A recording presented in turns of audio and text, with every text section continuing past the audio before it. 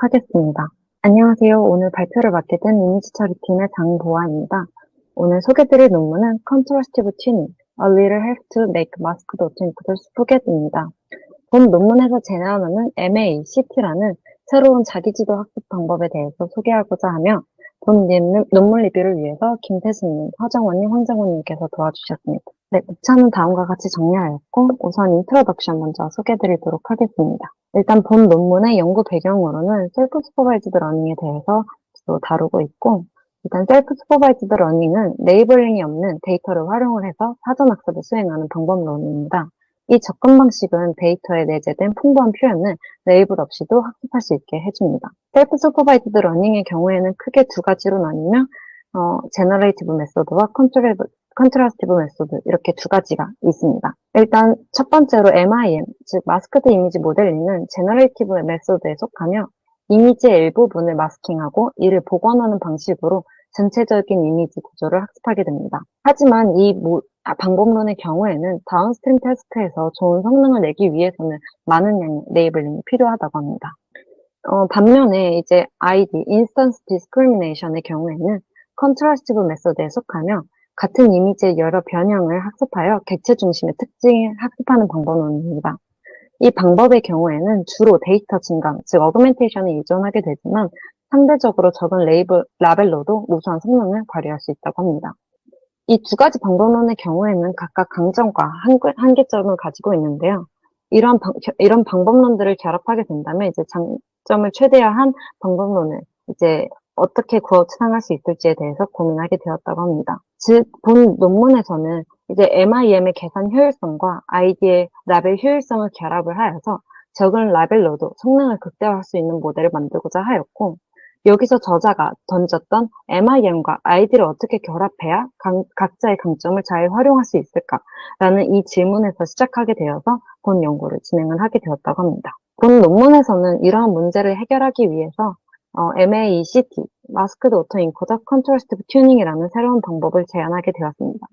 이 MIM과 ID를 결합하는 방식에서 일반적으로도 결합을 할 수가 있겠지만 이 MIM과 ID의 목표와 그리고 하이퍼 파라미터가 상충되기 때문에 단순한 결합에 있어서 문제가 발생할 수 있기 때문에 어떤 형식으로 결합을 해야 되는지에 대해서 고민하고 해결을 했다고 합니다. 그렇기 때문에 여기서 제안하는 MACT, 마스크드 오토인코더 컨트라스티브 튜닝의 경우에는 MIM과 ID를 순차적으로 결합한 방식입니다.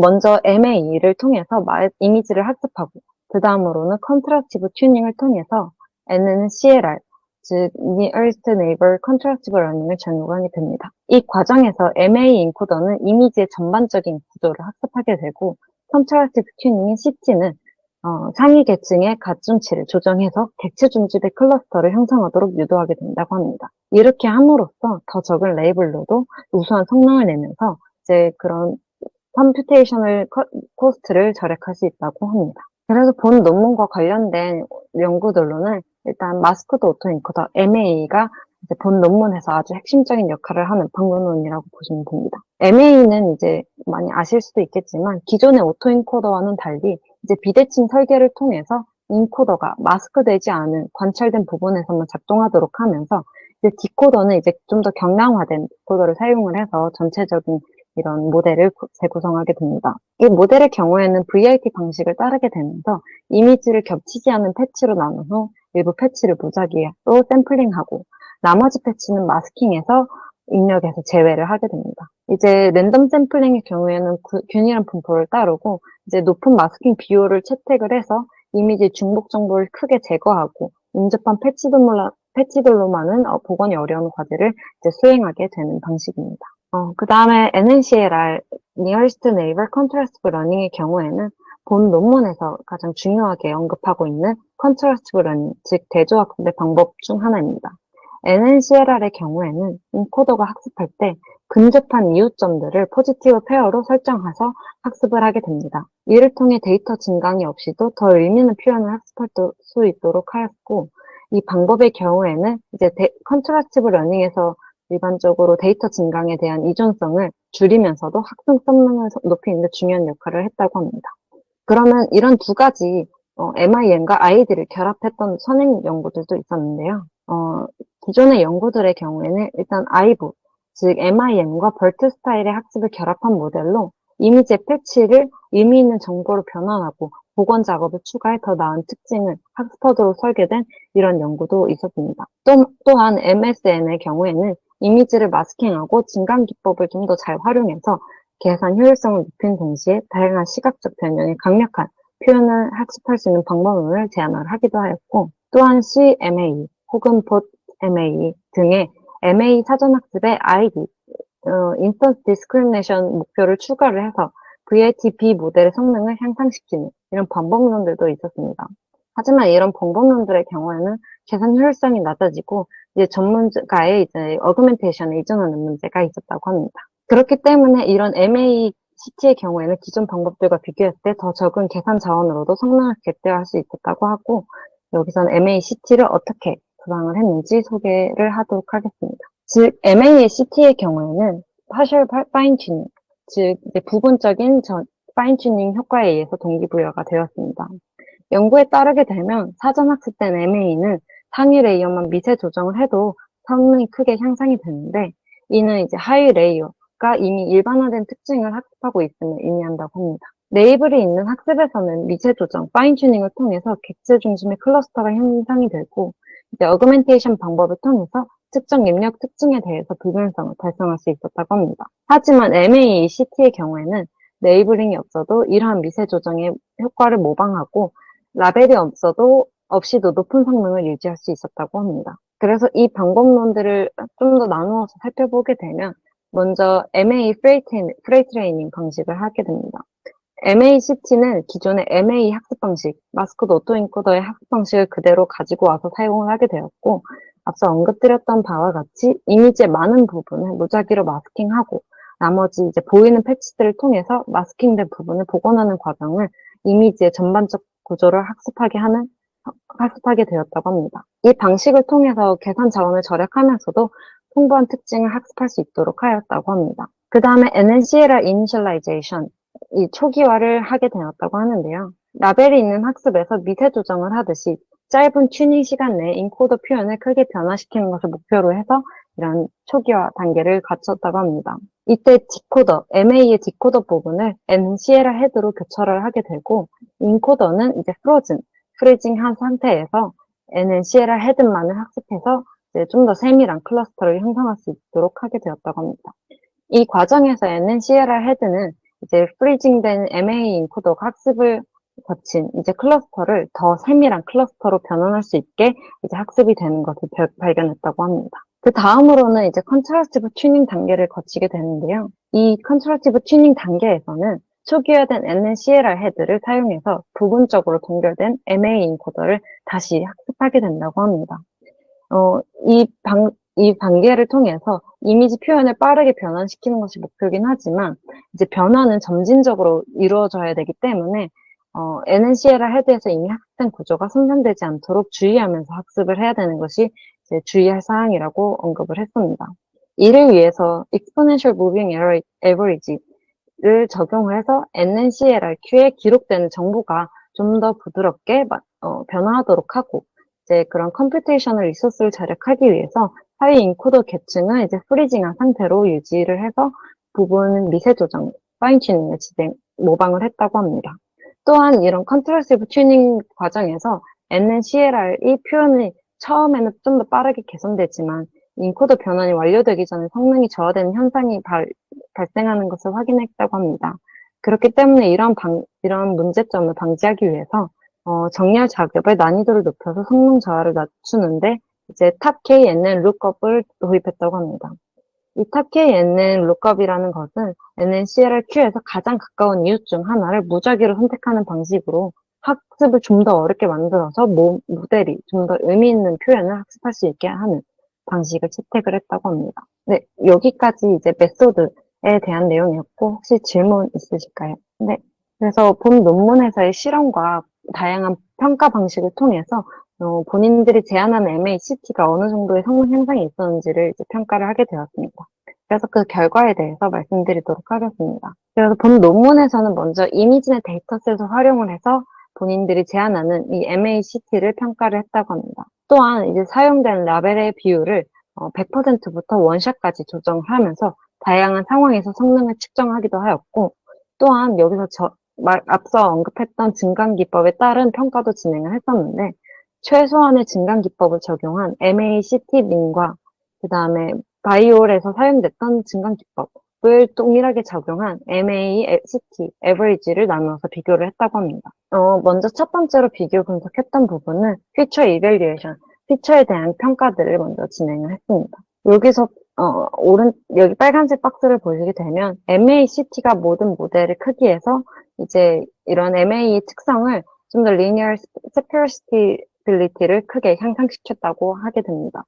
특히 KNN과 같은 단순 거리 기반의 분류기를 사용할 때 더 큰 성능 향상이 있다는 것을 확인할 수 있게 되었고, 표를 보시게 되면 VLTP 16 모델에서는 본인들이 제안했던 이런 MACT 방법이 기존의 MA 사전학습 모델의 최고 수준의 방법을 끌어올리지는 못했지만, 이제 밑에 보이시는 VATL과 VATH에서 더 높게 성능 향상이 있었던 것을 확인할 수 있었다고 합니다. 즉, VATH 16 모델에서는 더 높은 해상도나 작은 패치를 크기를 사용하는 모델보다도 이런 MACT의 성능이 더 우수하게 나타났다고 합니다.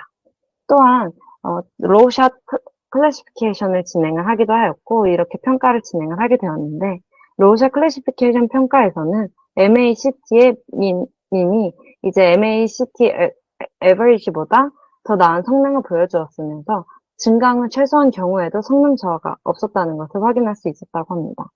그렇기 때문에 여기서는 증강 기법을 최소화해도 MACT가 강력한 표현을 학습할 수 있었다는 것을 확인할 수 있었습니다. 또한 이제 실제로 표현들이 잘 학습됐는지 클러스터링 분석을 하게 되었습니다. 클러스터링 분석의 경우에는 클러스터 애큐러시와 슬레 스코어를 통해서 평가를 이제 하게 되었는데요.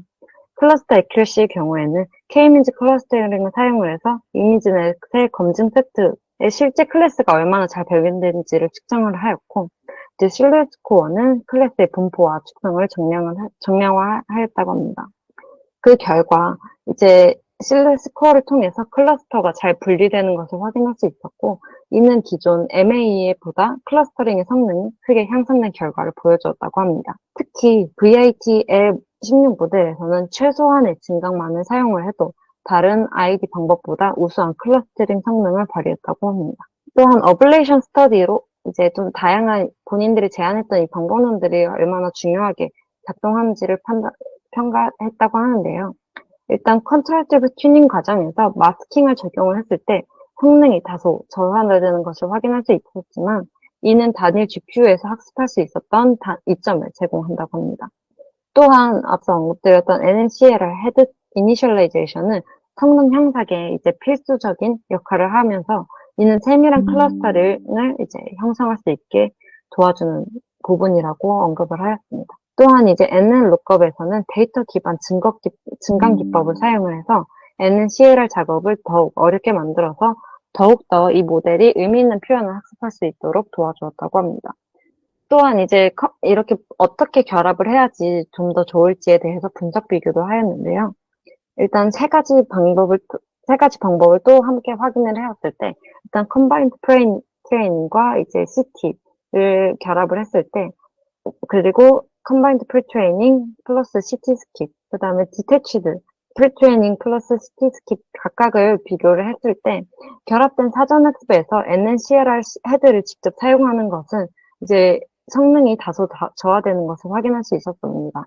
그렇기 때문에 MA 학습 과정에서 추가적인 수정이 필요해서 본인들이 제안하는 방식이 좀 더 좋은 성능을 보여주었다고 하고 있고, 이런 MACT에서 순차적인 접근 방식이 더 유연하고 계산에 효율적이면서 성능도 더 우수한 것을 확인했다고 합니다.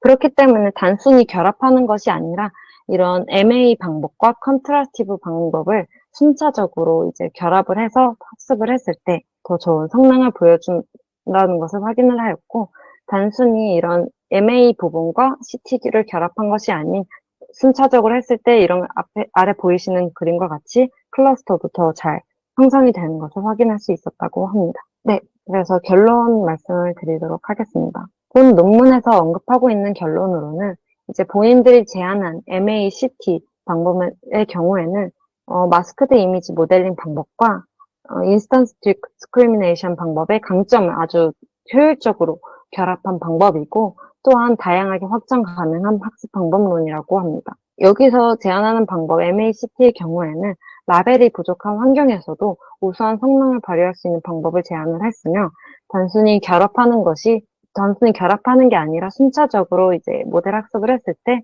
다양하게 좋은 성능을 보여주면서 클러스터도 더 잘 되는 것을 확인할 수 있었다고 합니다.